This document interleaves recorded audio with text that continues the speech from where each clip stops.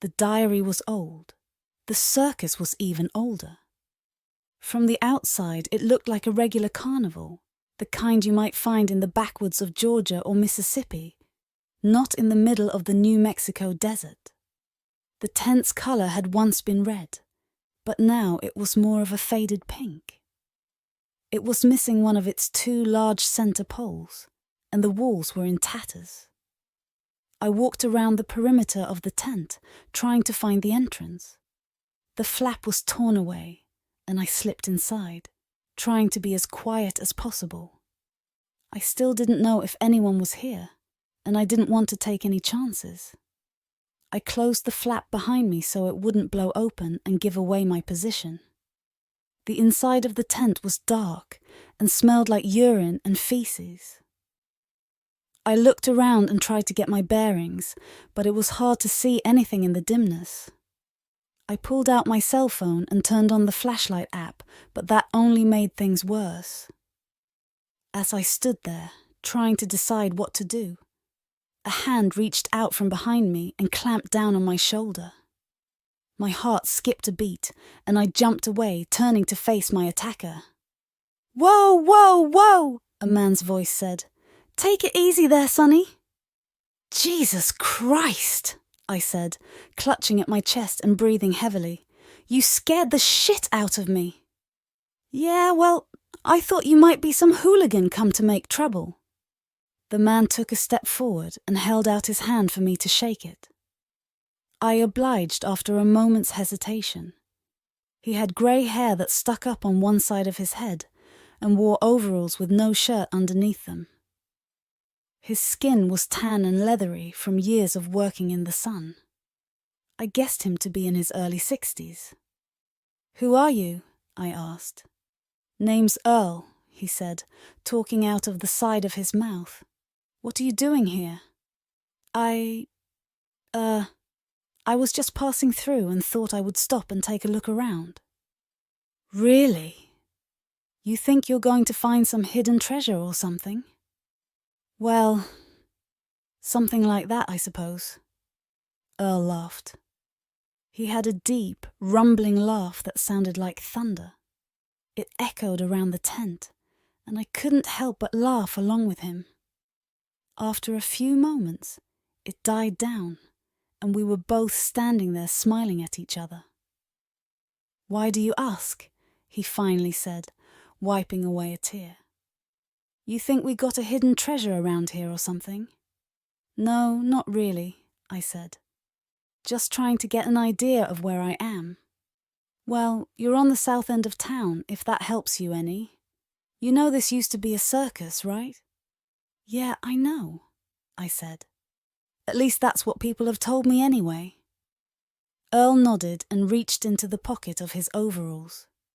He pulled out a pack of Lucky Strikes and shook one out of the box before offering it to me. I took one, and he lit them both, cupping his hand around the lighter to keep the breeze from extinguishing the flame. He handed me the lighter and took a long drag from his cigarette before letting the smoke out through his nose. "So what's your story then?" he asked. "Come all this way just to visit a broken-down old circus?" I nodded. "Something like that. I guess I'm just looking for something, you know." "Well, you won't find it here," he said, taking another drag from his cigarette. "Maybe not, but I have to start somewhere." "Yeah, I guess so," he said. "So what brings you out this way?" I shrugged. "Nothing really. Just wanted to get away for a while, I guess."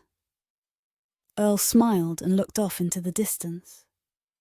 "I understand that," he said. "Sometimes you just have to get away from it all, you know?" "Yeah," I said. "I know what you mean." Earl looked me up and down and nodded approvingly. He reached out and put an arm around my shoulder and led me towards the center of the tent where the spotlight used to be. The only light that came in now was through the holes in the canvas roof. It was fading fast, and it would soon be pitch black inside the tent, but Earl didn't seem to mind. He knew his way around here, like the back of his hand. That made me feel better somehow. Like maybe he would be able to help me find my way out if I needed him to. You know about that lion they used to have here, right? Earl asked as we walked towards the center of the tent. I nodded.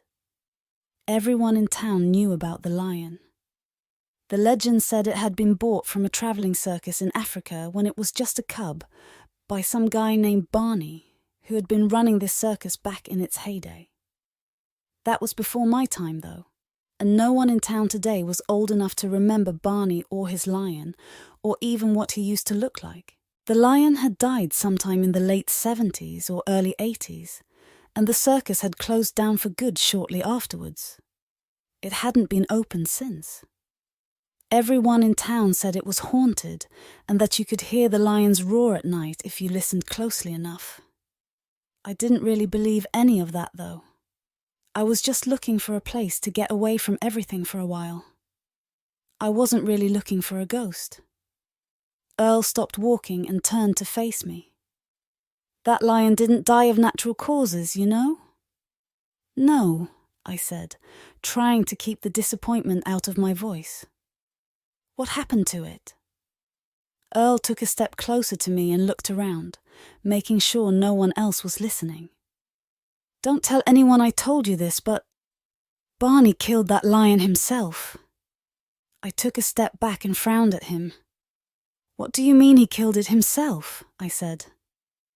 I mean he killed it with his bare hands, Earl said. Ripped out its throat right there on the spot, and all the while, that lion just sat there and let him do it. Didn't even try to fight back. Why would he do something like that? I asked, half expecting to hear the punchline of some sick joke. That's the thing, Earl said, moving closer again. No one knows why. Not really anyway. Some people say he was drunk or high on drugs, but I don't think that's true. He was always real straight-laced about things like that. Others say he was just looking for an excuse to close down the circus for good, so he wouldn't have to keep living this lifestyle anymore. But I don't think that's true either. Why not? I asked. Because if it was, he would have killed himself too, right then and there.